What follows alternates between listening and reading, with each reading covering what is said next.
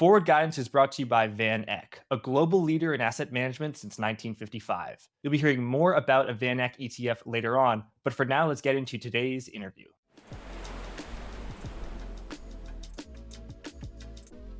I'm very pleased to welcome to Forward Guidance Fabrice Grinda, an entrepreneur and investor. Fabrice was the founder of Auckland, which was later sold to Bernard Arnault, a founder of OLX, which was subsequently sold to Naspers, and is a serial angel investor in companies such as Airbnb, Alibaba, and FanDuel.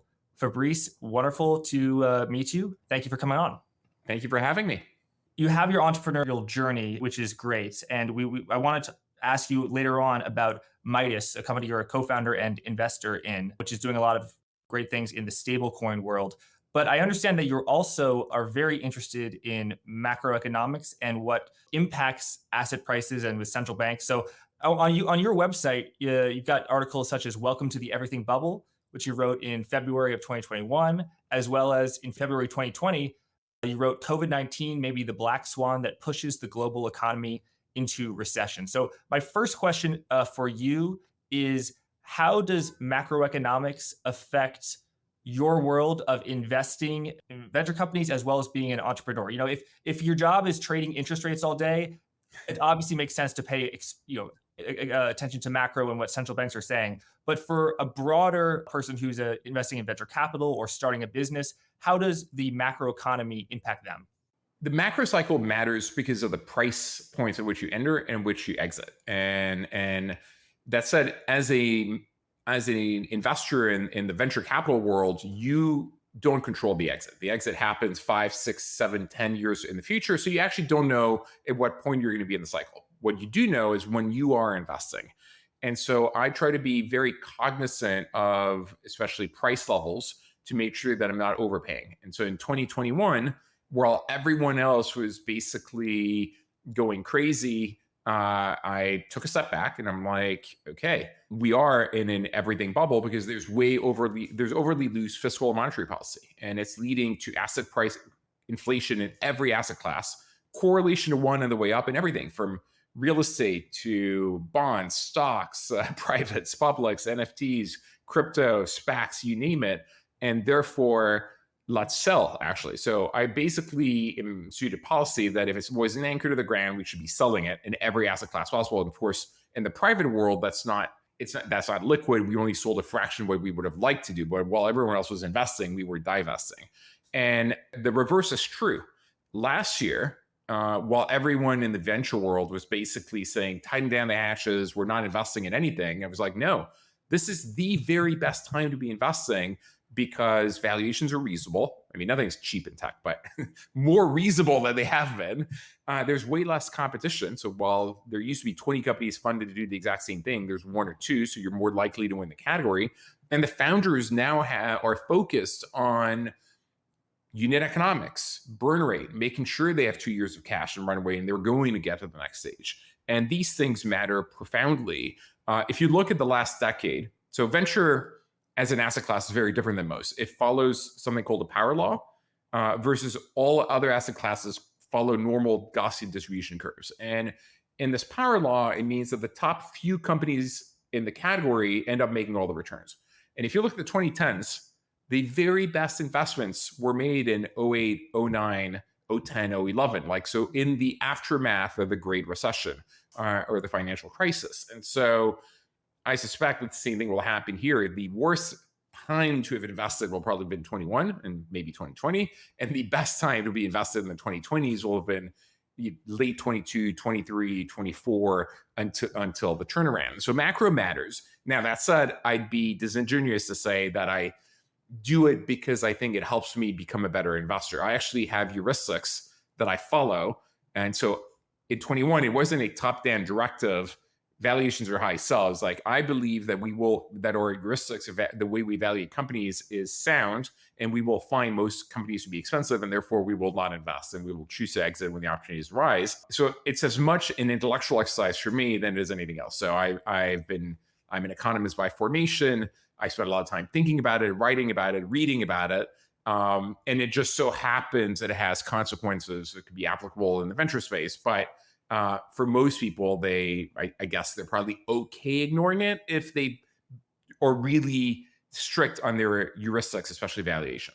I think that's a really important point. You love macro, I love macro, and it definitely has helped you. But I think we study it because we love it, not necessarily because it's going to give us to see around the corner or create some great investing opportunities. So Fabrice, just to set the stage, I read online you sold your company, your first company, to Bernard Arnault of LVMH in 2000. So I think that is when the venture capital bubble burst. So when you were your first job out of college, or when you're in college, that was when the first VC bubble, you were not in that world. So when your first world was as that bubble was bursting, and then I imagine from 2010 to really now, venture capital has really inflated as an asset class, a lot more money flowing into the space, valuations going up, people investing in Uber, as you have it working out, then they have more money to invest in other companies. So a lot of people who are, let's say, throwing money around, I'm sure I didn't get every detail right, but is that a rough encapsulation of your timeline and the timeline of VC? So even in late 90s, so I graduated college in 96. I worked for McKinsey and Company 96, 98, knowing there was a bubble going on, but I figured I needed more skills before I wanted to build my company. And I wanted to build a tech company. I knew that. And I thought I would miss the bubble actually going to McKinsey, but lo and behold, I didn't. So I actually did see the euphoria when I built my first company, 98, 99, 2000. And I saw the reverse side of the bubble. I built my next company in 2001. And in 2001, when I would call every VC telling them, hey, I have this amazing idea. It's worked extraordinarily well in Europe and in Asia. There's a valid business model. I know how to execute, and I've proven entrepreneur with a proven track record. I don't think I finished the sentence that they'd hung up because everyone else was going under. Pets.com, eToys, Webvan, MCI, WorldCom, and there was no way to build a company. And so I know that these things come in cycles, and these cycles last multiple years. So I saw the boom and bust in the late 90s, early 2000s. And I saw it again, like 2004 to 2007 euphoria to 2007, 2010, like bust. And again, 2021 boom, and then the 22, 23 bust in the venture world, which by the way, is to a large extent continuing, right? Like people in the public markets are like, oh, everything's amazing. We have the Magnificent Seven or whatever that are worth blah. But if you actually look at the public market caps of tech companies with stocks below 20 billion, most of them are down 80%. They used to be down 95%. Now they're down 80%. So they've 4x since then, but they're still down, divided. Their stock price still divided by 4 or 5 from the peaks. And if you look at the venture market as a whole, the amount of LP money going into the venture space has declined dramatically, and the venture investments themselves are still down 75% peak to trough. So we're still in the middle of a bust. And so this is the third big boom bust cycle I've seen in the venture space. And in the boom of 2020 and 2021, what sort of valuations were you seeing at the various companies that you looked at? And how do they compare to the previous decade? And also, is there any particular story that might have sign of a bubble, or there's always that one story that's a sign of a top? So the median valuations basically completely exploded. So the median pre-seed 2013, 2019 was 1 at 5 pre. The median seed was like 3 at 9 pre. The median A was 7 at 23 pre, 30 post. The median B was probably like 15 at 50 with commensurate traction. So no traction, 150K a month in GMV, 600K in GMV, 2.5 million. I mean, in SaaS revenues, maybe 20% of that. So this is market cap to revenue in the stock world, commonly known as price to sales. Yeah, I mean, it's a combination of revenue, gross sales if you're a marketplace, or your SaaS revenues pre-seed would be, let's say 0, seed like 30K, A would be 100, 150K, and B would be 500K at these types of valuations. And what started happening in the bubble days is we saw companies raising at 100x forward-looking revenues. But the signs of the bubble was not that. The sign of the bubble, I mean, the valuations were insane. We went from like 10, 15, 20x forward-looking revenues to 100x in some cases. But it's more the speed at which the deals were being done. which suggested there was no due diligence, right? Like, I'd like to take a call to evaluate the company, and maybe we have a follow-on call. Well, maybe an associate or principal takes a first call, and I want to take a call next week for the second call, and we decide. And we're extraordinarily quick decision makers. 2 1-hour calls in a week, we decide if we invest or not. And basically, between the first second call, they're like, "Oh, we're oversubscribed. We have a lead. We're raising whatever, 100 million at $1 billion from Tiger or SoftBank, who are the two biggest, I guess, bull market investors who basically did zero due diligence and wrote massive checks on the basis of one call. And so deals were being done, which at a speed that suggested that no work was being done. And you'd have to believe that all the stars were aligned, the prices they were paying, especially since people were so bullish that they would immediately fund, or other VCs would go and fund the competitors. And so you'd end up having like 10, 15 very well-funded competitors going after the same space at insane prices. And so it was pretty obvious that they were mostly not all going to make it. And because the prices were so high, if it was priced to perfection. And in venture, it's very rare that you see down rounds, because often when you do an investment round, there's an anti-dilution clause, meaning that if you do a next round at a lower price, the prior round reprices and actually dilutes the founders, because the founders don't want that. If you raise too much money at too high a price, it kills the company. So in the venture world, what kills companies, the three main reasons of death are, number one, not finding product market fit. Obvious. Number two, fighting your co-founders, though having co-founders increase your probability of success. So it's a two-edged sword. And number three is actually raising too much money at too high a price. The issue is no first-time founder will say no. It's like someone's offering 50 at 150 pre, 25% dilution, 50 million, or someone's offering, I don't know, 10 at 50. They always take the 50 at 150, or 10 at 40 with 50 pose. The issue is, if you don't grow into it, you might have just killed your company. And so you increase the probability of failure dramatically. But there's also bad dynamics. If everyone else is raising, you feel compelled to raise it. You feel compelled to spend it. I think speed of execution was really and the valuations at 100x forward looking was really what it was suggesting. It was extraordinarily frothy. Why is raising too much money at too high a valuation? That sounds like a pretty good problem to have. Why is that so toxic to some companies? Well, most startups, right, are not profitable, and the expectation is not for them to become profitable with the amount they just raised. And so they raise too much money at too high a price, and then they need to go raise the next round. If they cannot raise the next round at least the same price, you need to do what's called a down round. And the down round, as I said, triggers these anti-dilution provisions where the prior round, so let's say you just raised 200 million at 800 pre, 1 billion post, 20% dilution for 200 million. But your company is only worth 200 million. The next round, you have to, they offer to raise 50 at 150 or whatever pre. Several things might happen. One is that guys before the 200 might reprice at 200, in which case you just saw 50% dilution in your company. And so the founders lose a lot of their common stock, or maybe there's no support from the insiders in backing the company, which means that the new investors don't want to do it. They create pay to play. I mean, it really destroys companies because the cap tables end up being messed up. There's too much liquidation preference. And so you need to do massive cleanups and you may wipe out the investors. And so, which is okay, but it may wipe out the companies as well. So we're seeing a lot of like fake unicorn death that's been happening the last few years as these companies were not worth as much as they'd raised, or seeing massive, either they go under or they're taking over pennies in the dollar and acqui-hired or completely recapped. And so we're seeing, I guess, three scenarios.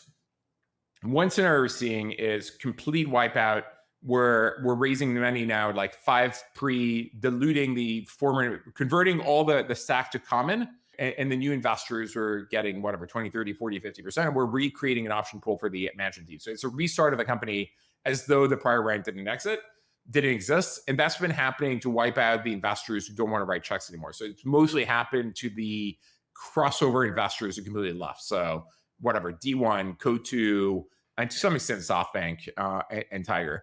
Two, what we're seeing more commonly is the company does not want to do down rounds. So they do a round at a flat price. but they put structure. They put a liquidation preference. So they say, okay, now this new round is happening, but any new money I'm putting in, I'm getting 3x.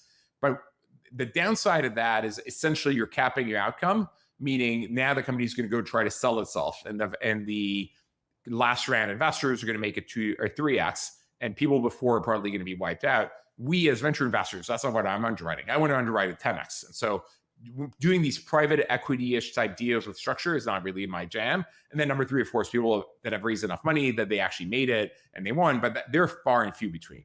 There is an effect when venture capital companies raise money.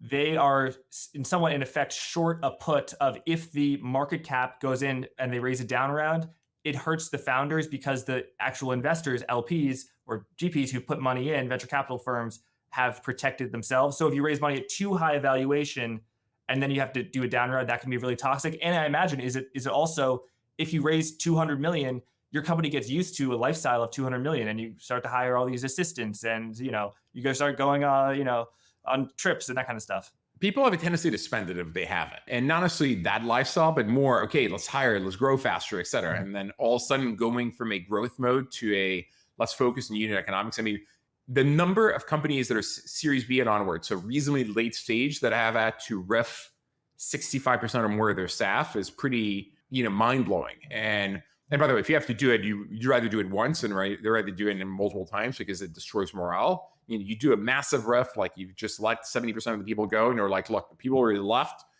That's it. We're the team. And you use it as a morale boosting experience, even though it's a traumatic experience, versus doing it 5% and 5% and 5%. That's actually the worst because then people are wondering when they're coming next. And how do you square the brutal riff, reduction in force, people being laid off, with the overall macro picture of the unemployment rate is still low at 3.9%. The U.S. economy appears to continue to be adding jobs and the labor market is expanding. Do you see a disconnect between what you're seeing in Silicon Valley and venture capital backed world and the broader macroeconomy? Absolutely. I mean, this goes to show that Silicon Valley, even though it is an engine of economic growth and productivity growth, has actually not been an engine of employment growth. So the percentage of the US population employed by the tech companies is still in the low single digits. And so you could have a massive recession in tech, which we have had. And then again, not in all sectors of tech. Obviously, the AI companies are mostly hiring. And it doesn't in fact impact employment as a whole. And the economy as a whole has been actually way more resilient than people expected, right? If you take a step back, in 22, most people predicted the U.S. would have a recession by now, with good reason, right? Like we've seen the fastest increase in rates since the early 1980s in nominal rates, and we were reasonably over-levered at the same time in every category, from commercial real estate to consumer debt, credit card debt, student debt, and mortgage debt. Plus a number of slowdowns that were happening in various sectors. So the expectation was a recession, but employment actually has held off way better than people expected. People's income has held off way better despite the overhang. So, and historically, when you had inverted yield curves and the fastest rise in rates, you would have expected a recession. We've only had a soft landing once in the last 70 years. And that was in 1994. And so the smart money was recession. And yet, not only did that narrative change from, recession to maybe soft landing to maybe no landing, right? Like where now, because the CPI remains higher than people would like, maybe we don't see, and in fact, that's one place where the pundits, where the consensus has been wrong, that rates would stay higher longer, has been what I've been saying forever. Seems to be now becoming more consensus, right? People were originally underwriting at 4, 5, 6 rate cuts this year, and maybe now we're at 2. But there's way more resilience, and maybe there's no landing on the horizon. I think right now the bigger risk is actually not macroeconomic anymore. It's actually geopolitical.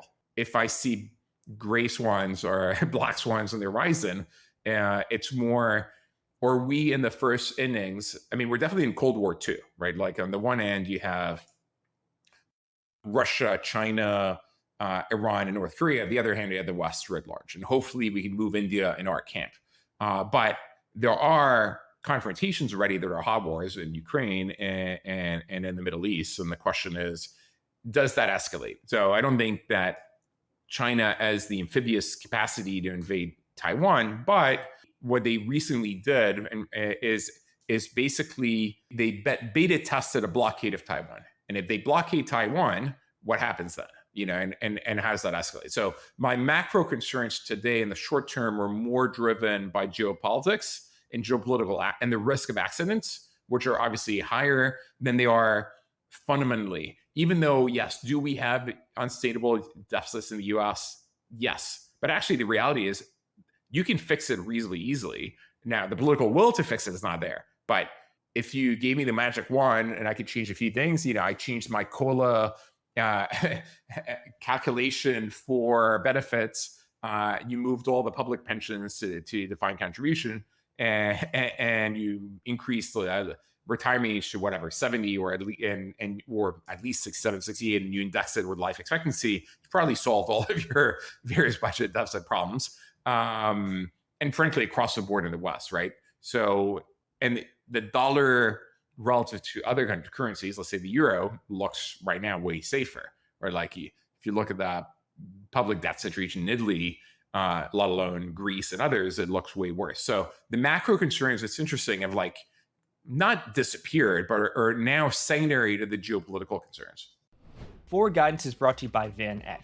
The VanEck Morningstar-wide Moat ETF, ticker MOAT, has outperformed the S&P 500 for over a decade. How? Moat strives to achieve a simple but challenging task: buy quality stocks when they're undervalued and sell them when they're overvalued. Visit vaneck.com/moatfg to learn more. That's vaneck.com/moatfg. Now the disclosures. All investing is subject to risk, including the possible loss of money you invest. Visit vaneck.com to carefully read a prospectus before investing. The VanEck Morningstar-wide Moat ETF is distributed by VanEck Securities Corporation, a wholly owned subsidiary of VanEck Associates Corporation. Thanks, let's get back to the interview.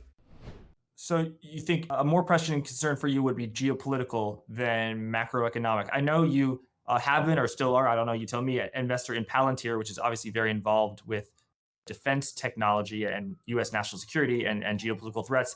Is there anything you've seen being an investor in Palantir or any other companies that someone watching this who reads the paper and is following stuff but doesn't have the experience that you have might not know? So look, I was an investor in Palantir when it was private, and then I'd preferred access to the founders. The thing is, when companies go public, I lose my privileged access because, of course, now you only get access to whatever the public market information is. My more interesting, I think, investment these days. So I typically sell my public stocks once the lockup expires. So the companies go public, I'm locked up for 6 months, and then I sell. The most interesting investment in my portfolio on the defense tech side right now is a company called Anduril, Anduril. I don't know if you've heard of it. I think I have. Yeah. They are basically reinventing the prime contractor for the defense contractor for the government business away from the Lockheed Martin, Raytheons, et cetera, of the world, because these guys have like insane cost structures or not efficient. And they're building a modern, asset-light, capital-efficient, fast-move, technology-forward contractor, and it's winning contracts right and left. And they're creating like extraordinary autonomous vehicles underwater, in the air, doing like defense, et cetera, that are amazing, and they're winning contracts right and left. So there's definitely been an increase in defense tech writ large. Now, my geopolitical analysis expertise. So I joined a bunch of groups, and it's more intellectual curiosity than anything else. But there's a group called Ergo, ERGO, that is former like U.S. intelligence operatives and CIA, et cetera, that have created essentially an advisory business for mostly probably hedge funds that are trading in the global macro business. But for people like me who are intellectually curious about the space, you get proprietary access to intelligence analysts, defense analysts, and people that are in the middle of what's going on, who opine and put actually probability way outcomes on what's going to happen and everything from different elections to geopolitical events. And I find, look, I do it out of intellectual curiosity. It doesn't change what I do in my investing side. On the investing side, at the end of the day, I'm a believer that technology, which is inherently deflationary, is going to solve most of the world's problems, right? Like, so the reason I'm in tech, both as an investor and as a founder, is I see problems in terms of inequality of opportunity, climate change, and physical and mental well-being crisis. I think that policymakers are structurally capable of addressing them, especially since many of these are global and have have negative externalities like climate change. And therefore, instead, I fund for-profit solutions that are scalable to address each of these problems. And that's why I'm an investor in 1,100 companies to try to solve that. So regardless of the geopolitical environment and the political environment, I take it as an exogenous to my models, I'm going to continue to do what I do because I do it. A, it's extraordinarily lucrative, but B, more importantly, and most importantly, I think it's the right thing to do, right? I could have retired 20 years ago, but I am mission driven. I want to solve the world's problems. And I think technology is the way to do that because it is deflationary. And in fact, it's also the way to solve the inflationary problem we've been seeing in the US. And if you look at most categories, if tech has touched it, it's been deflationary, right? Like think of the quality and the power of your computers, of your cell phones over the last 40 years, but also true of solar panels, batteries. Solar panels have been dividing by 10 in price for the last decade, for each decade of the last 4 decades. So that's price decreases divided by 10,000. Battery prices divided by 42 since 1991.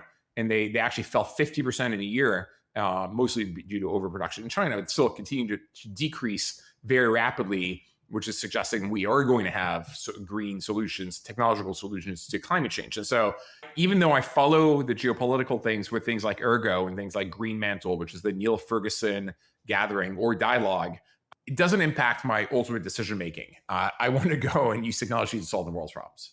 You're always going to invest in technology regardless of the geopolitical situation, but perhaps it may impact where you do those investments. According to your Wikipedia, which I don't know if it is accurate, you can correct me, roughly 70% of your investments have been in the US and 30% in the rest of the world, including Brazil, France, Germany, UK, Russia, China, and Turkey.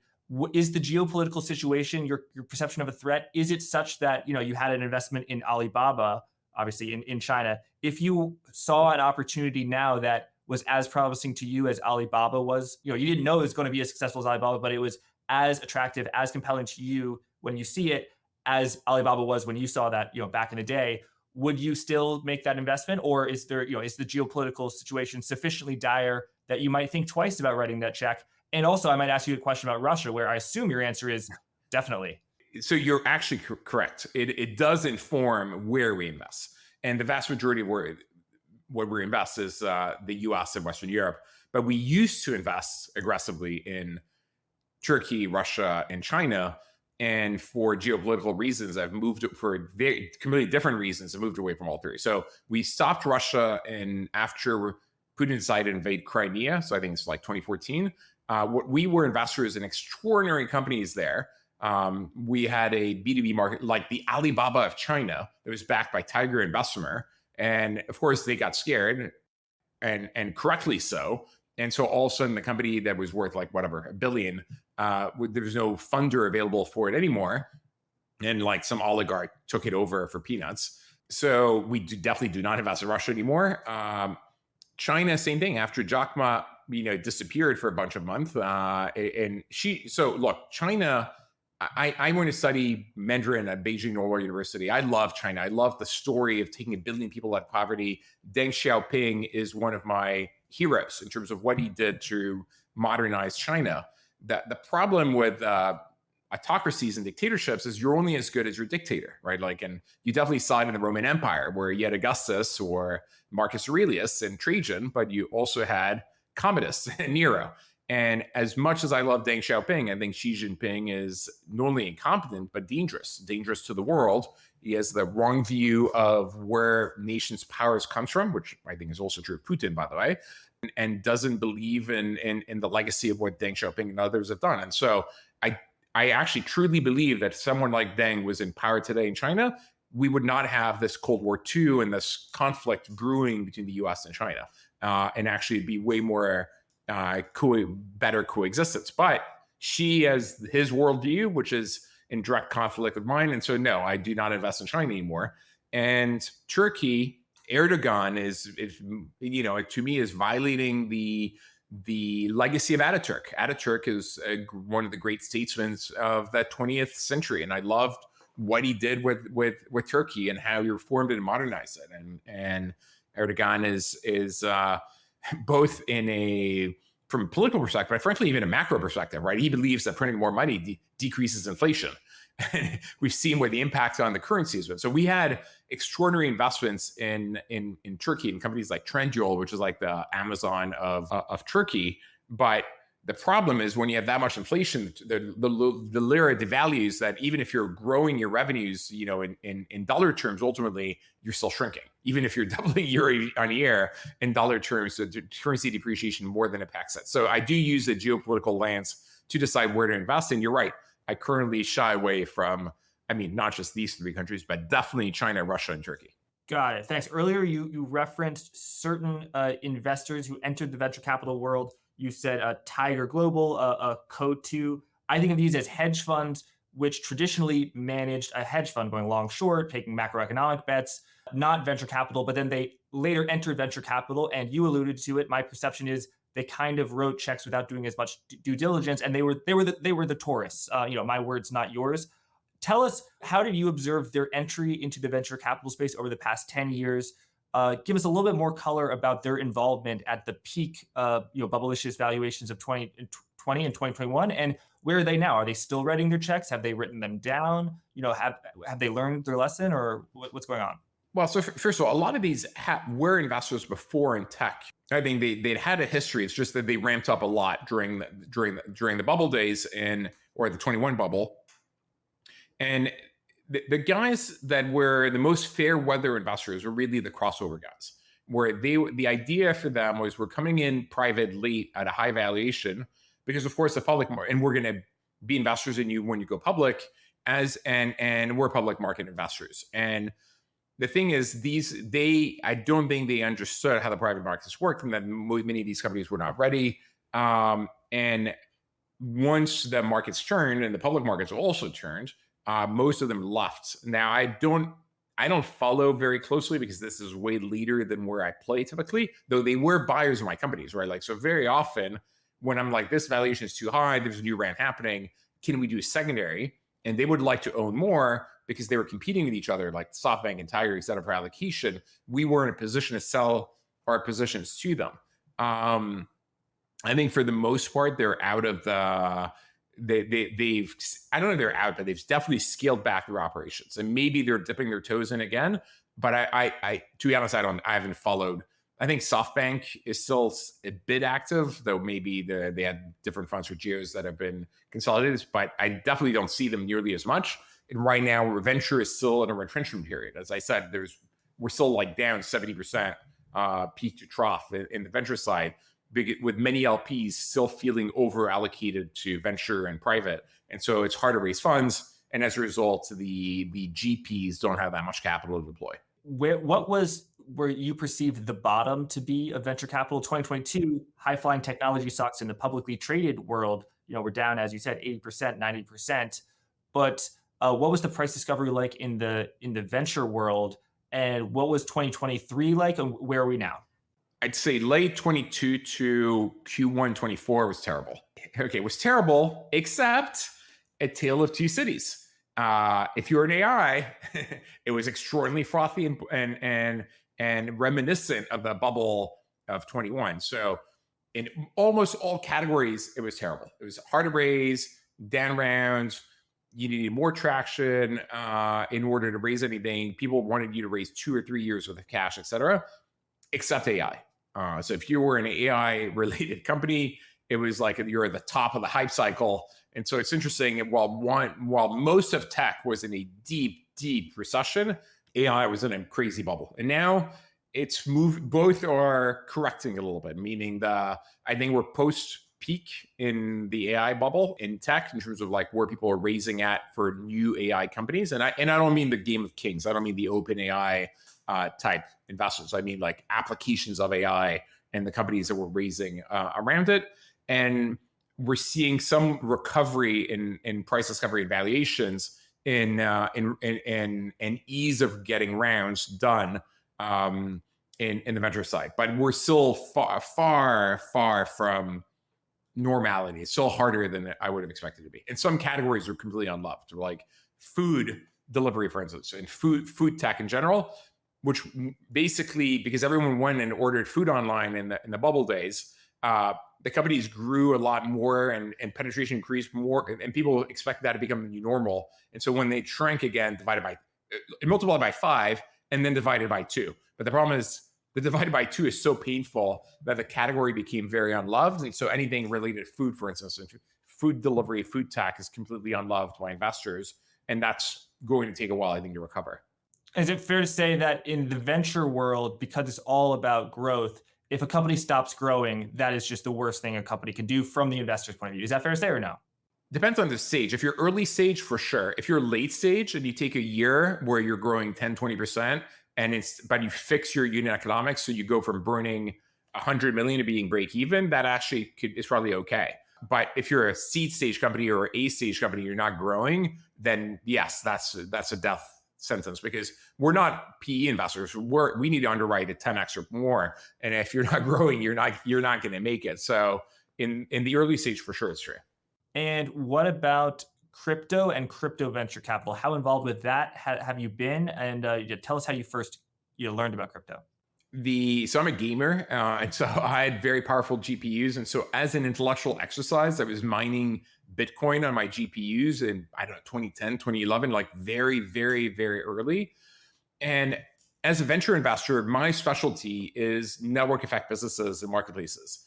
And crypto has extraordinarily profound network effects. So if you think of the analogies of maybe operating systems like Microsoft Windows, there's extraordinary network effects, because once you have developers on the platform and developer tools, people build applications. Because they have applications, more people get it, and so on and so forth. And the same thing, it happens in layer 1, so Solana or Ethereum, and then people build these applications themselves or marketplaces. So if you think of something like Uniswap, it's a marketplace where liquidity matters. You need to match supply and demand. It follows the exact same dynamics as Alibaba or eBay or Airbnb and all of these types of businesses. And so we started investing in the private side of crypto pretty early in 2016 or 2017. We now have, I think, like 70 crypto investments, about 10 on the private side, which is about 10% of our fund. And we were at the very beginning of Figment and early investors in Animoca, and like some of both the fundamental infrastructure layer companies and application companies in the space. So we were early investors. We continue to be investors in the space. Now, on top of that, because many of the applications in crypto, the value accrues to the tokens and not to the equity, we decided to start investing in tokens as venture investors, meaning we evaluate the team, we evaluate the tokenomics, we evaluate the company, and we buy the tokens and we hold. So we're not hedge funds, we're not trading, but we're just buying and holding. And that became, we bought like 30 tokens, we deployed 10% of our latest fund, which was a $290 million fund, so like 29 million. But today it's worth, 50 million. And it got so big, and we realized that as a US venture fund, the limitations on having liquid crypto were pretty high. We're not RIA, and so we could only have 20% of our book that is public and secondaries, and we do buy a lot of secondaries as well. And we can't, so it's hard for us to recycle. It's hard, and in the US, it's illegal to buy many of the tokens. In the US, it's illegal to stake many of the tokens. So you're like leaving a lot of yield on the table. And so what we just did literally a few weeks ago is we spun off our liquid crypto assets into its own fund. It's called Trident Liquid. So we took the entire liquid crypto team of FJ and put it in its own fund. We seeded it with the 50 million or whatever. I don't know if it's 45 or 50, but that we put in. And now that's living its own life. And in fact, I'm actually currently hosting a Triton Liquid crypto conference with a whole bunch of liquid crypto managers down here in Turks and Caicos. So that's the next thing we've done on the crypto side. And then the third thing is we have a studio program where we build companies, and I built a crypto company in the last years that is now coming to the fore, basically. And that is Midas? And that is Midas. Tell us about that.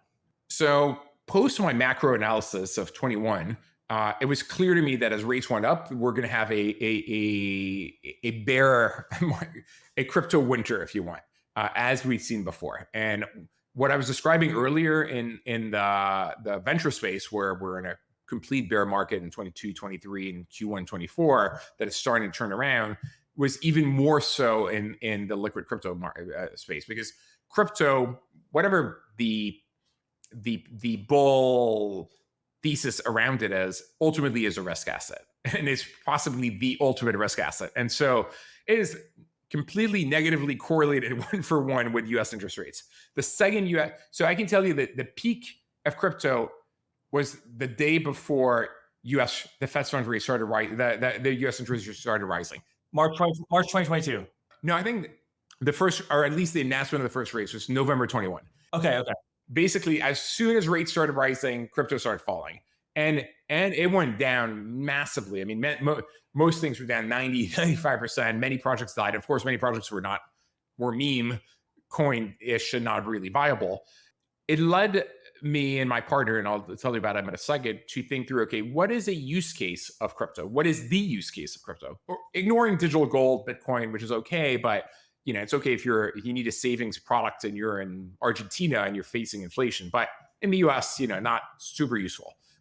And ultimately, the one use case, the one mass market use case actually is stablecoins. Stablecoins, USDC and USDT, are a combination of a means of exchange, a means of payment, and a store of value. And extraordinarily useful, again, not super useful in the US or Western Europe, where you have reasonably stable currencies, but in Argentina, in Africa, in most countries, extraordinarily useful. And even at the bottom of the bear market, there's about 130 billion in stablecoins. And so my analysis was like, we're no longer in a zero rate environment. The long-term Fed's funds rate is not going to be 0%. It's good. Maybe it's not 5.25, maybe it's 300 basis points, 200 basis points, but it's not zero. In which case, a non-yield bearing stablecoin, which USDC and USDT are, doesn't make sense. So right now you have Tether and USDC, where you give them 100 USD, they go and buy T-bills, they make 5.25, you earn 0. And I'm like, that makes no sense. So there should be a yield bearing stablecoin. And by the way, the idea that we're paying in the traditional financial world with our checking account, and that savings account, checking account distinction, is really a ledger entry in a bank in order to maximize bank profits. It's not the way it should be. Actually, there's no reason you couldn't be settling in T-bills or settling in your savings account. It's just a means for the banks to maximize profits. So I'm like, okay, obviously crypto is a highly regulated space. And so the question I asked my partner, and I'll tell you about it in a second, is like, is there a legal way to have a yield-bearing stablecoin where we can give most of the yield to the end user? And so he comes from Goldman Sachs. His name is Dennis. We'd worked together on listing vehicle. We'd bought 200 million of treasuries. We'd gone through SEC registration, and we realized that actually in Germany, they have a bearer bond legal framework where basically they do KYC and AML on issuance and redemption, but all secondary transactions are not. And so to the extent we could issue a security token where that's yield bearing, where we KYC and AML people on issuance and redemption, but all the secondary transactions or not, KYC and AML, which means you can integrate in DeFi and you can do levered long trades, et cetera. It made a lot of sense. And so we took a while because you have to become MiFID compliant. You need to be approved by the European regulators. We have to be MiCA compliant. But we ended up building a company called Midas, where the first product is called mTbill. It's a fully regulatory compliant, bankruptcy remote, tokenized T-bill, which you can use to do many things, including we're integrated in lending vaults like Morpho, where you can borrow against it or lend against it, because of course, if you're going to be lending, you might as well have a yield-bearing collateral. And in moments where DeFi rates are lower than the T-bill rate, you can do levered long trades and you can make 15, 20% on your T-bills. And we're in the process actually of launching, using the same legal framework, a delta neutral basis trade. So in a product called mBasis. So what's been happening, the most successful probably company of the last year in the crypto space is a company called Athena, which is the fastest one to gather 3 billion of assets. And what happens in bull markets, so what I want Midas to be is a crypto company that is safe for consumers, to offer institutional grade investment products that work in both bear markets and bull markets. In the bear market, you have a T-bill product, which gives you the T-bill rate, and in the bull, but that you can do interesting things in DeFi with. And in the bull market, you have a basis trade product. So the way it works is, because people believe in bull markets that Bitcoin, Ethereum, and others are going to be worth more in the future than they're worth in the present, what you do is you create a basis trade where you're long the spot, you own the spot, and you short the future rate, and because of that, and you create a proportional future product. Because of that, people are so bullish they think BTC will be worth 100K, 120K, million, whatever it is in the future. You can earn that spread, and that spread in bull markets could be worth as much as 50% a year. Because if you think it's doubling, you're willing to pay 50%.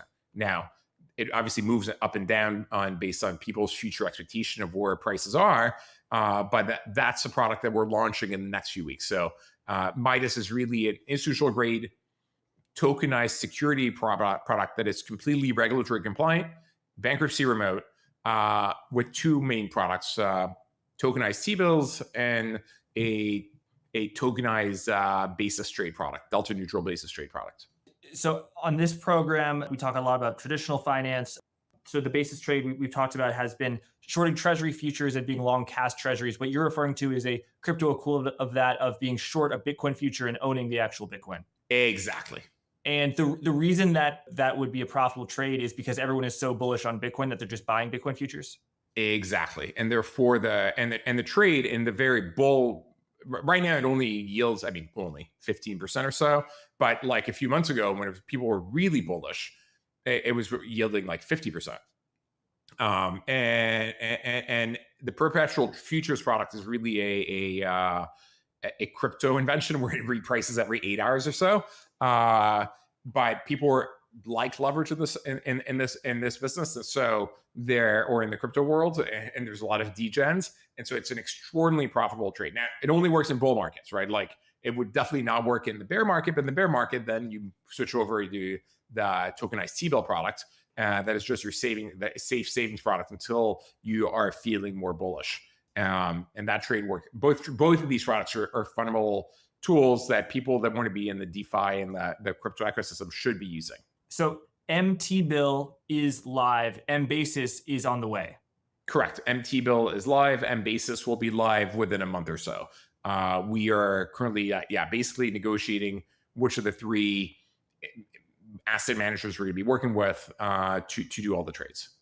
Got it. So in the traditional financial world, March 2020, the Fed took interest rates to zero, and interest rates across the curve went to zero, did a lot of quantitative easing, which indirectly flooded the banking system.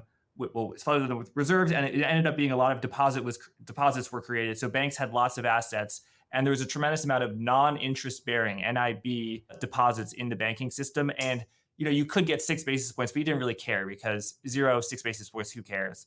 And in 2022, as interest rates rose, there was a massive transformation, an exodus of money outside of non-interest bearing deposits into money market funds to get a yield, as well as interest bearing deposits. So your thesis is basically the crypto world is going to undergo that transformation, and money's going to come out of the non-interest bearing stable coins like Tether or Circle, USDT or USDC, and go into yield bearing instruments. Correct. So be they, depending on your risk appetite, just T-bills or a basis trade type product. Absolutely. And it makes sense, right? Right now, Tether is the single most profitable company in the world on a per employee basis. That does not make sense. Yes. So Tether, and I will share my experience of it. hearing, some skeptical things about Tether, and also saying, look, if they have all the money, 60 billion, or now it's over $100 billion, why don't they just get regulated? Why don't they just get audited and show that they have it? They release these attestations. Interestingly enough, funny to just reveal how it never ends up the way you think. I remember listening to a very popular podcast where Sam Bankman-Fried was being asked by very good journalists, what's up with Tether? Is Tether a fraud? Is Tether going to implode? Of course, Tether is still here, and Sam Bankman-Fried's empire has utterly collapsed, and he is in jail. If there was ever a hole in the Tether bank account balance sheet because of the money they've been printing of late, I bet they've plugged it. Because they just have such low costs and they don't pay anything on deposits, and they get interest rates, which are now at 5.3%. Exactly. Got it. And then Circle USDC, tell me about that, because that I think of it as interesting. Okay, we're going to legitimize stable coins. We're going to be audited. We're going to be onshore. And so they had U.S. Treasuries, but I think they also maybe had something in money market funds. I know for a fact they had deposits at Silicon Valley Bank. So there was a depegging in March of 2023. Correct. Because there was concerns about, is this going to be back? Is this deposit good? Obviously, they had over the limit of a $250,000. Ultimately, all deposits were backstopped. Do you think Circle made improvements, but you're just looking to? Yeah, Circle is definitely way more sound, but they cannot give you yield, because if they gave you yield, it'd be a security token, and they don't want to be a registered security in the U.S. It would actually defeat the purpose of everything they've built. Now we are not available in the U.S. because for that exact reason, we're a solution that is regulated and institutional grade, but it's non-U.S. And given what Circle would like to do, I don't think that's a path they can go under or into in unless their U.S. regulatory regime changes dramatically. In which case, yes, the incumbent's better position to do this than we are. In theory, the answer is yes, but regulatorily, I don't think they can change the structure to which either of those are, and they cannot be yield bearing, right? And the SEC has been going at anyone who's been trying to give yield bearing accounts pretty aggressively, from Coinbase to BlockFi to you name it. What regulatory regime are you in, and where can people get involved with MT bills? So they can't do it in the US, but in all of Europe? Any country other than US and sanctioned countries. So we're European regulated, which means you can buy us anywhere, from Latin America to Africa to Eastern. Anywhere unless you're sanctioned or US. Got it. So what about China? I suspect the answer is probably no. Got it. Okay. So is it safe to say that the US has a crackdown against crypto and is more hardcore, less lenient than most other countries in the rest of the world? Oh, for sure. The fact that what we've done in Europe, completely regulatory compliant, et cetera, it is actually an illustration of that. There's no, what we're offering. Think of it. We're buying UST bills. This is great for the US government. We're financing its debt. You would think this is the one product they would love, and yet illegal in the US. It's like ridiculous. So the US has been extraordinarily conservative and backwards, and I would like them, and I hope that at some point they become more forward thinking. Now, admittedly, has there been a lot of fraud in crypto over the years? Absolutely. ICOs, meme coins, things that have zero underlying value. But that doesn't mean regulate the entire category out of existence. It means be a smart regulator. The problem is, sadly, the regulators have not been particularly competent and or smart. So I would like smarter regulation in the US, where you can actually have prevent fraudulent use cases and yet allow for innovation. And I hope that comes at some point. Historically, the US has been the epicenter of innovation, and a lot of the crypto innovation actually is in New York, in a state where it's actually most of the activity is actually illegal. So it's pretty weird. Yeah, we have consensus there. We have so many of the crypto companies, and yet you're not allowed to operate. So it's very odd. And so you said regulatory compliant and bankruptcy remote. Tell us what that means, because as you referenced earlier, in the crypto world, especially in 2020, 2021, crypto world was replete with protocols that were yielding 10%, 20%, 30% that appeared to have low risk, or was implied to have low risk. So but you were saying actually that you own US Treasury securities, which are the least risky securities in the world, Treasury bills. Yes. So bankruptcy remote, what that means is if we go under, your assets are yours. And because we own the underlying assets or T-bills, you have your own assets. So even if the company went under, you still have access to you still own the underlying assets and you can recoup them. So the only risk you're taking is, U.S. government default, right? Like, so the actual T-bill risk. So we're not commingling. The funds are not in our own name; they're actually in your own wallet.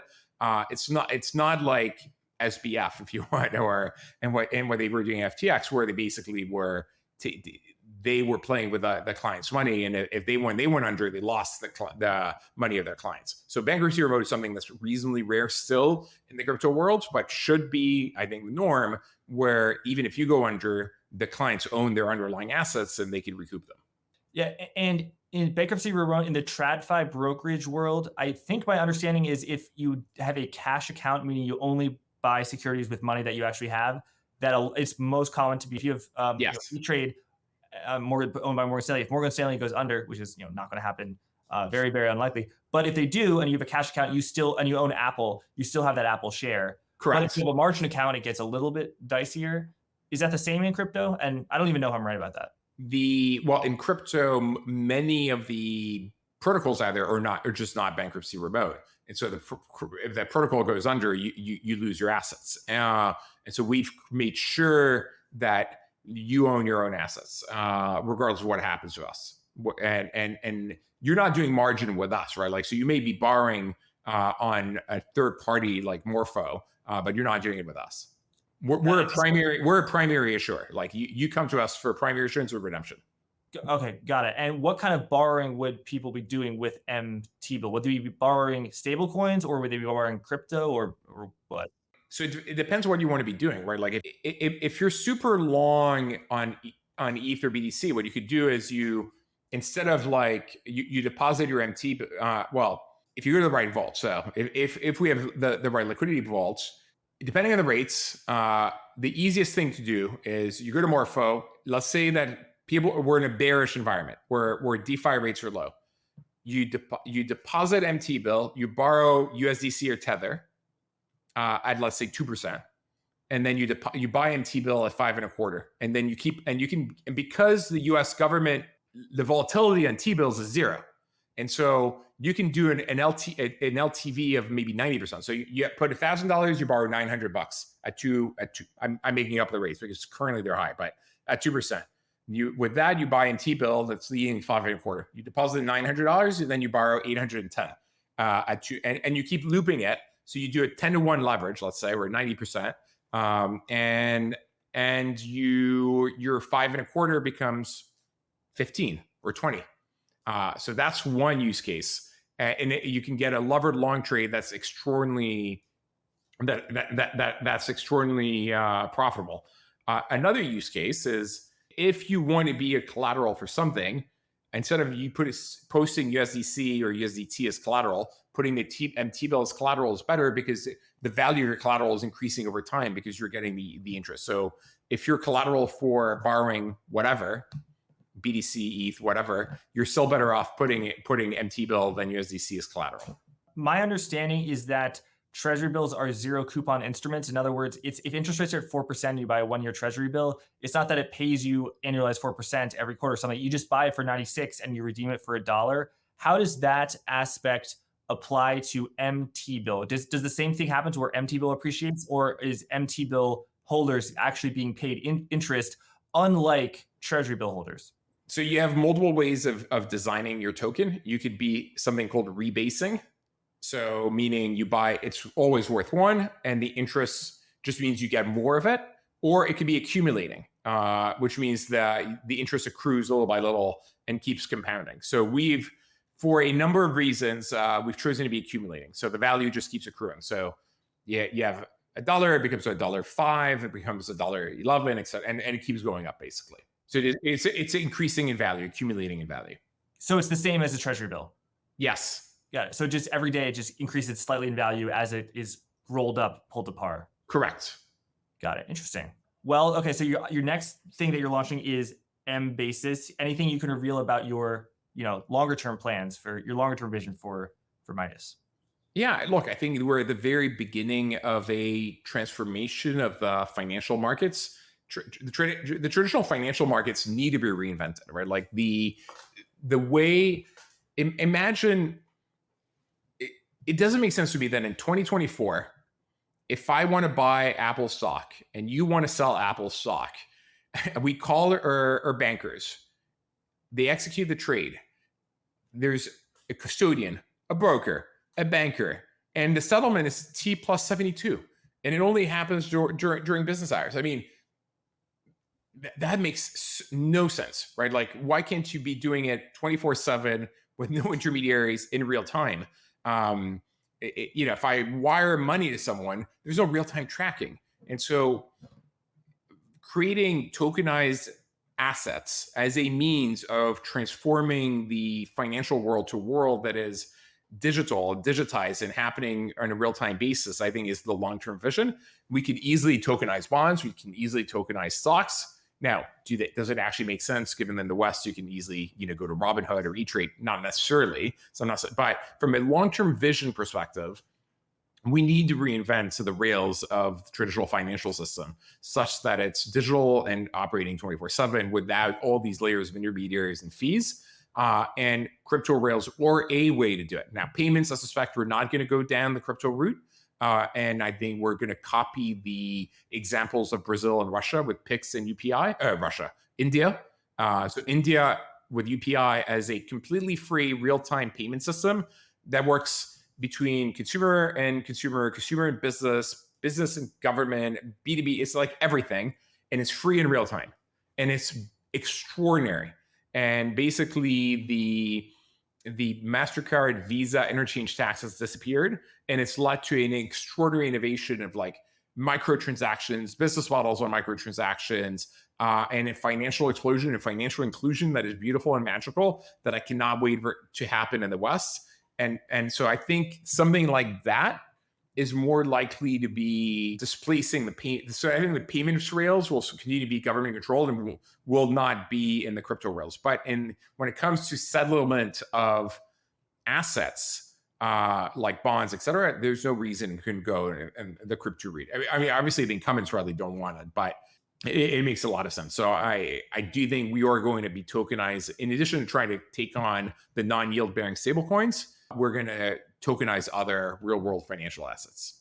So you said you're bullish on the tokenization of assets and settlements, which is what Midas is doing, but not on payments. So you don't see Midas as payments, and you don't see crypto or stablecoins playing a large role in the future of payments. I don't want to put words in your mouth. No, I'm not saying that, right? Like, there are amazing crypto adjacent payment applications like Dollar App. Dollar App has a crypto rail. And they're doing like over $1 billion in payments, and they allow you to like transfer money from the US to Mexico and peso to dollar, et cetera, like the cheapest by far and cheaper than everything else from transfer wise, et cetera. And from that perspective, it's revolutionary. I'm saying, but within country. So more things, payment rails. What I don't like in the West is everyone's paying on credit cards with Visa and MasterCard and American Express with a effective tax, the interchange rate of like, let's say 0.8% to 3%, depending on, the country, the category, the merchant, the acquirer, et cetera.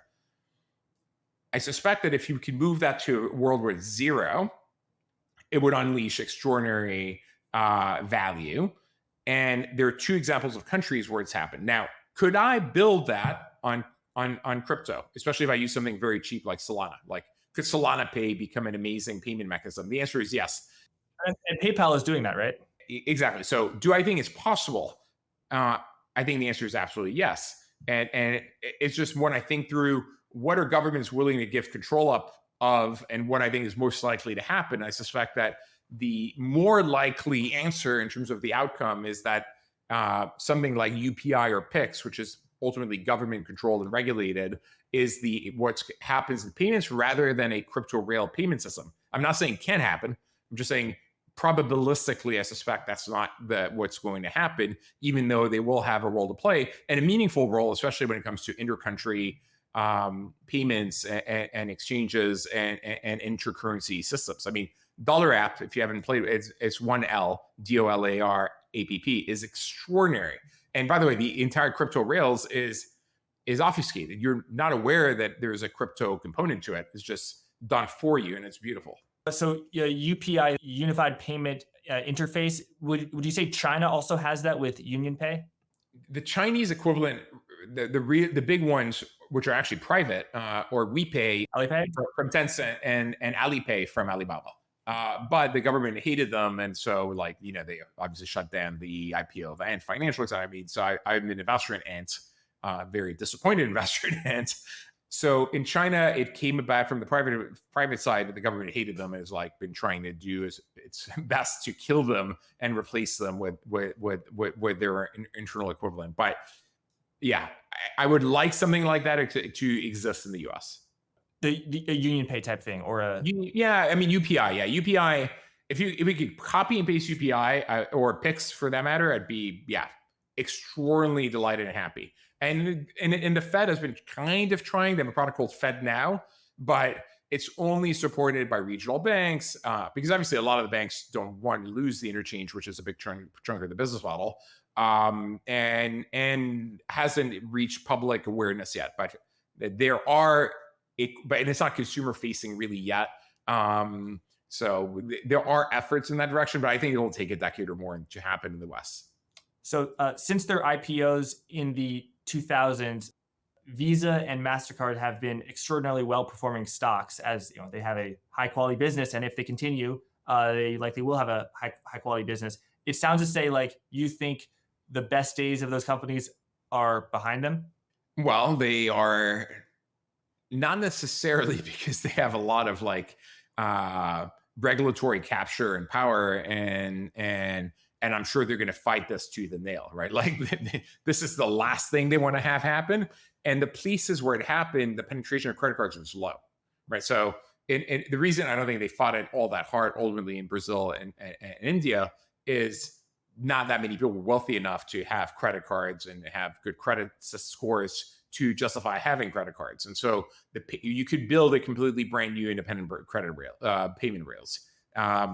Here, where there's two incumbents, I suspect it's going to be very, very hard. So I'm not. If I was to take a bet, I'd say it doesn't happen in the next decade, and they remain the primary payment rails. So I wouldn't be. I'm definitely not short in the short term, neither of these, but I wouldn't be an investor in their stock anyway. I prefer the stuff that goes from 0 to 1,000.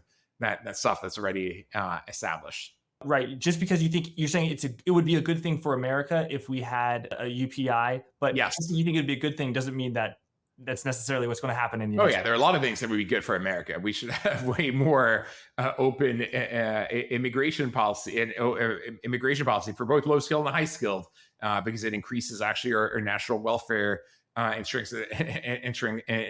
improves our demographics dramatically. We should have a much simpler tax system with a flat tax. I mean, there's so many things you should have that we don't have. So there's a difference between wishful thinking, what I think will happen. I don't think it'll happen anytime soon. So your website is very easy to find, fabricegrinda.com. Where can people find more information about Midas? It's midas.app. midas.app. And if you want to learn about my venture fund, it's fjlabs.com. Got it. Fabrice, I just want to ask a question, moving away from crypto back to venture capital. I've interviewed and spoken with a lot of bankers from the banking perspective, what Silicon Valley Bank was like, the very large venture capital bank that collapsed over a year ago. But I haven't actually spoken, I don't know that many venture capital people. I'm familiar with, there were rumors of every single person on venture capital is on Twitter, and they're in all the same chat rooms, and they're talking about it, and they basically, word travels fast. But what was, I believe on Wednesday, Goldman announced that they were issuing, the things, and then speculation Wednesday night, and the bank failed late morning, early afternoon of Friday. So it happened really quickly. What was that, 50-hour span like for you? Intense. So we immediately pulled our funds. So we actually, because obviously we had more than 250K, the FDIC limit, and we were aware that doing that was, and if everyone else did that, was likely to, the bank run was going to lead the bank to fail. But if we didn't do it, obviously it's a basic game theoretical problem where the Nash equilibrium is a negative outcome where everyone pulls the money, and as a result, good. So if no one pulled the money, it would survive. But if people do and you don't, you lose your money. So everyone does it, and the Nash equilibrium is a negative outcome. So we pulled the money immediately. So we were okay, but then we realized a lot of our portfolio companies had not pulled it on time. And by the time they tried, and so we had a few portfolio companies that had like 100% of their balances there. So we had like emergency board meetings on like Sunday for like, what do we do? We have to make payroll and we don't have any money, and we can't raise money because it takes 3, 4, 5, 6 months to raise money. So it was a pretty harrowing set of hours. And by the way, all of that didn't need to happen, right? What happened is the accounting rules for banks was changed such that if you intend to hold a security to maturity, you don't need to write to write a market. And so that's what kept creating, as rates went up and the value of bonds went down, that ever bigger increase in the difference between book value and market value. And that was all driven by, I think, an accounting law change approved by Congress in like 2017 to 2018. If we just kept mark to market, that massive delta and gap would not have happened, nor would that incentive to buy higher, riskier, higher rate bonds have existed in the first place. And so it was that basic. Now, were the SVB guys prudent? No, they should have been way more prudent. That said, was I a happy SVB customer? Yes. And I wasn't happy with them because they were giving me higher rates on my checking account or savings account, et cetera. No, they're just easier to work with. We all banked at SVB because they're friendly and they're easier to work with. What does that mean? Easier to work with? What does that mean? How quickly do you open a bank account? How quickly, if you need a wire to happen, how quickly do they wire it? If you ask a question, do they pick up the phone? Try to go open a bank account at Citibank, and it's like a painful process of like days and paperwork, and like try to talk to someone there, and no one ever replies. I mean, it's like an anonymous person in India somewhere in a call center may talk to you, but I mean, just someone who's consumer centric and friendly. We didn't bank with them because they gave us better rates. We banked with them because they were customer friendly. Their NPS score, the experience was high. And in fact, I think we still bank with them because they're still friendly and great to work with. And so they failed, taken over by the FDIC. Their assets and franchise eventually was transferred to First Citizens Bank shares. The ticker is FCNCA, which I do not own the stock, but if you look at the stock chart, benefited enormously from this gain. So they now own Silicon Valley Bank and a lot of their entities. And so you and a lot of your portfolio companies still bank at Silicon Valley Bank, which is owned by FCNCA. Is that accurate? And do a lot of your colleagues, who other venture capitalists, is that also fair to say that they have stuck with the Silicon Valley Bank brand, even after it's... That is accurate, but with a wrinkle that before, look, we never saw our job as like, should we be doing credit checks on the banks that we bank with? No, we assumed the banks were sound, right? And so we had all of our assets in one bank, and we were not multi-banked. Now everyone in the venture world and everyone of our portfolio companies has multiple banking relationships, and so we bank with JP Morgan Chase and Morgan Stanley. I mean, we have many bank accounts because we don't want what happened here to happen ever again. And I'm glad that the FDIC decided to insure the entire all the deposits. Because the reality is, again, I don't think it's our business to be looking at the balance sheet of banks to decide whether or not they're sound. We just want a place to park money that's safe. Because again, we're using it for cash management. We're not doing it. We're money losing companies, right? And as a result, we're writing checks to employees, et cetera. We can't be losing the assets we have under management. We're not speculating with that money. It's literally it's in cash because we need to be writing checks every day, multiple checks every day, and wires, et cetera. So we just want banks that we can send money with easily. And the traditional banks made sending wires too painful. I mean, it's that simple. You could see that looking at Silicon Valley Bank's filings and investor presentations. The enormous amount of fundraising that occurred in 2020 and 2021 caused deposits to surge as money flooded into the bank accounts of VCs and VC-backed companies. Then when the fundraising slowed down, there still was an influx, but just a lot less. And the deposits went down so much because venture cap, as you said, they are often or almost all the time burning money and losing money. So their deposits would go down.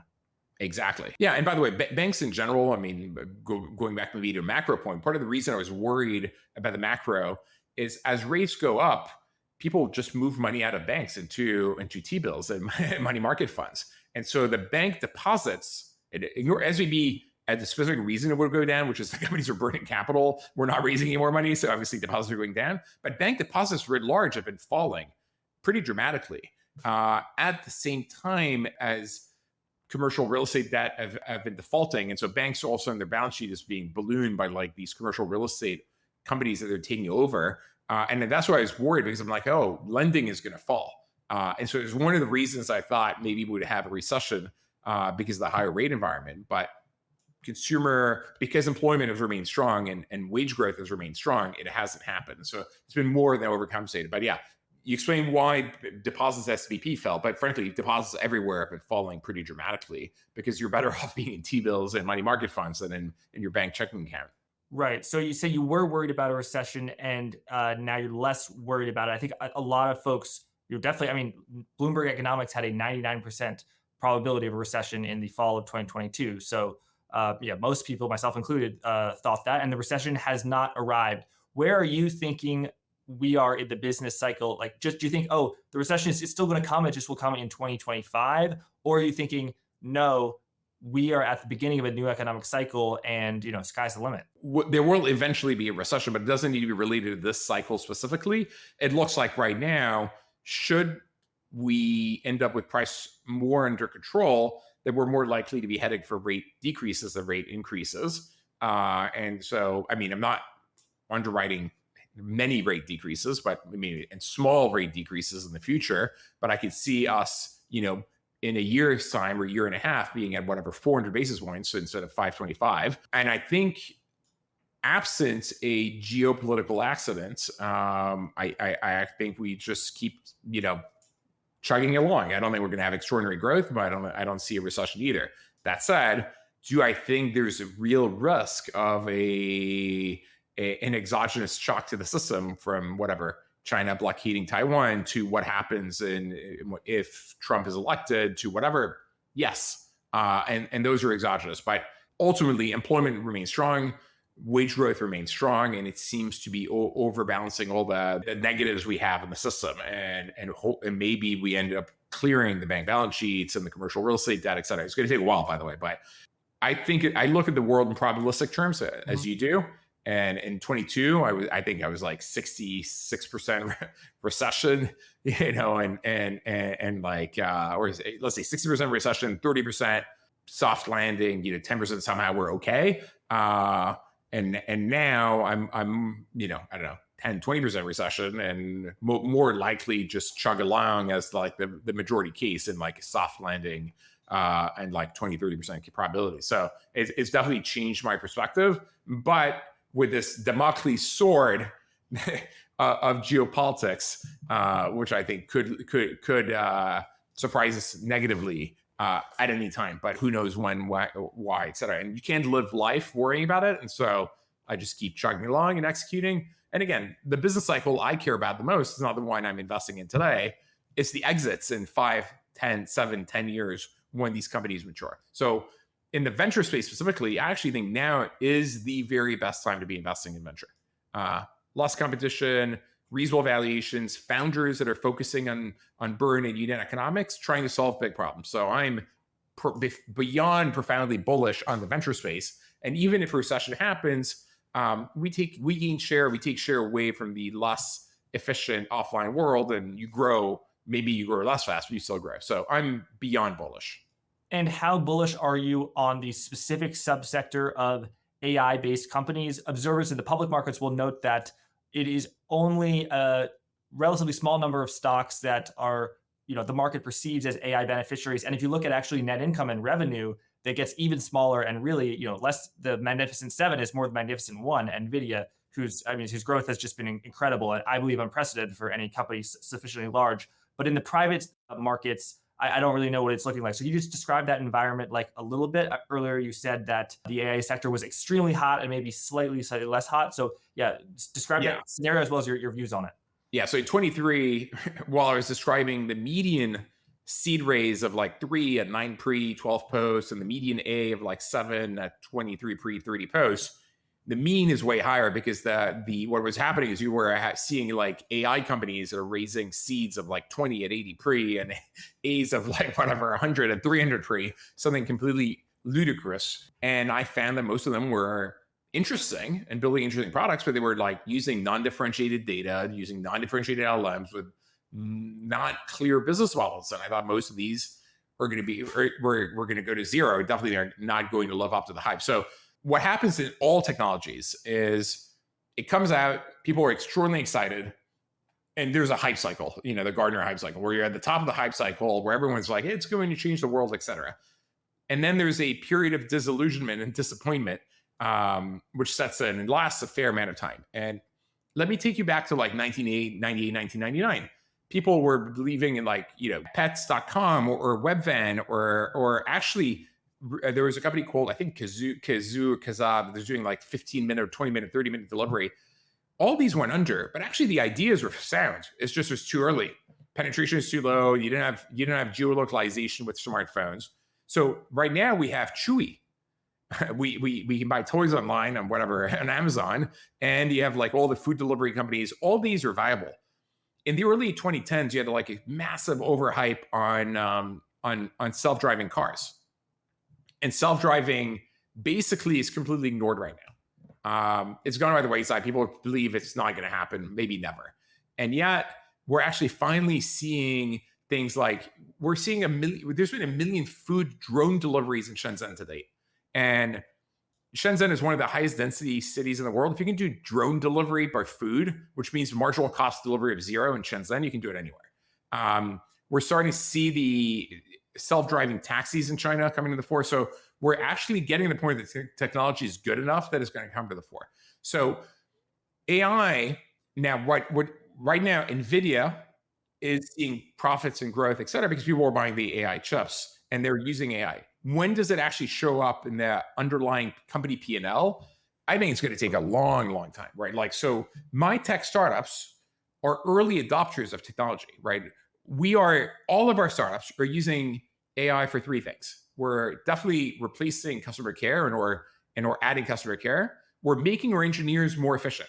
Our engineers are now at least 30%, if not 50% more efficient because they use AI. So everyone's lowering costs through AI in startups.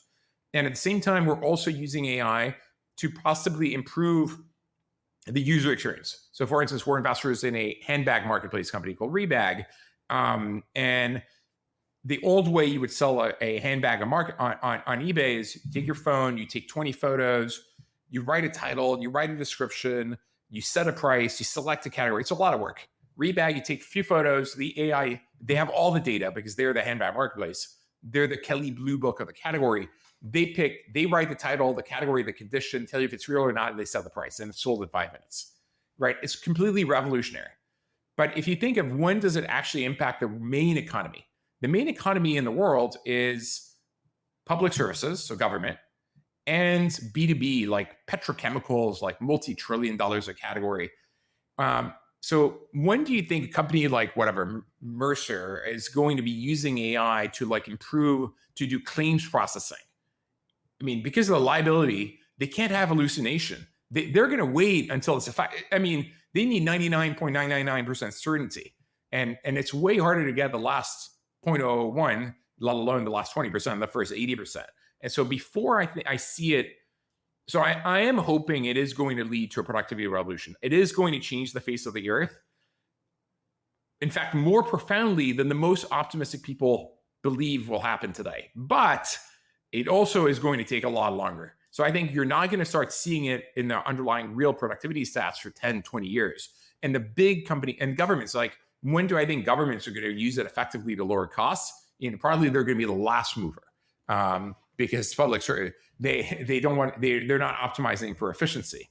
And so I don't think we see it in the productivity stats and the GDP stats for at least 5 years, most likely 10 years onwards. That said, so in 5 years, I think there's going to be the valley of disillusionment or disappointment where everyone's going to be like, oh my God, everyone made such a big deal out of it and nothing happens.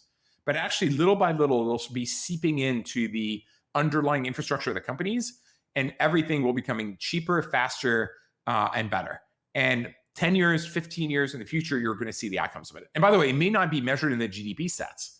I mean, GDP, think of a product think of computers. A computer that costs $2,000 that is now $1,000 or twice as powerful, actually that counts as a decrease in GDP of $1,000, right? So deflationary powers. In nominal GDP, yeah. Yeah, technology often counts as a decrease in GDP. And so I think GDP is under measuring the quality of life improvement and the quality of the improvements in productivity. And so I think we're mismeasuring productivity improvement in GDP calculations because we're not seeing the deflationary power, or we're miscalculating the deflationary power of technology. But that said, before AI seeps into the real world, and so in startups, is it having productivity improvements? Absolutely. But again, as we discussed at the very beginning, why startups are like 2% of employment. And so it's not going to show up in overall productivity stats, I think, for a decade, because you need like General Electric and you need like whatever, Exxon, to be using it effectively and to improve productivity. And I don't see it happening for like a decade. But ultimately, it will revolutionize our world in ways we can't even begin to imagine today. That's very interesting. Thank you. Earlier, you said that self-driving cars, autonomous vehicles were beloved 5-10 years ago, and now not so much. Now they are, VCs. It's an unfashionable category. Who would you say are the market leaders in that space? So it's a question of what do you define as market leader? Is you saying the market leader is the company that's building the underlying tech that is then used in the cars to make self-driving, of which there are a number of players. In fact, there's two big fights going on from a technology perspective, like LiDAR-based systems versus webcam-based systems. And Tesla's big bet, and in fact, the only way I think you can justify the Tesla valuation is if you believe that they win self-driving, basically. So Tesla's big bet is a combination of AI, GPU plus webcam, which is way cheaper, wins against LiDAR-based systems. And the answer is it may very well. I mean, if you think of the 1980s, you had the high-end computers like the Silicon Graphics of the world versus the PCs. And the PCs just kept getting more powerful, better, faster, and remaining cheap. And ultimately, that world worked. But the thing is, talking about like the underlying companies that are selling these things is probably less compelling than like who is building interesting self-driving car applications that you can see in the market today. And the leader is currently a Chinese company called WeRide, that is the leader in China, and is currently expanding to the UAE. Now, I think we are at the technological point where it could actually work in the US as well, and we have, but it's more regulatory and regime change that needs to happen. Same thing with drones, by the way. Like drone delivery is completely viable. It's just the FAA required things like line of sight on a pilot, which makes no sense, right? You want to be autonomous and infinite range, otherwise it doesn't work. Or requiring buying air rights over certain reefs.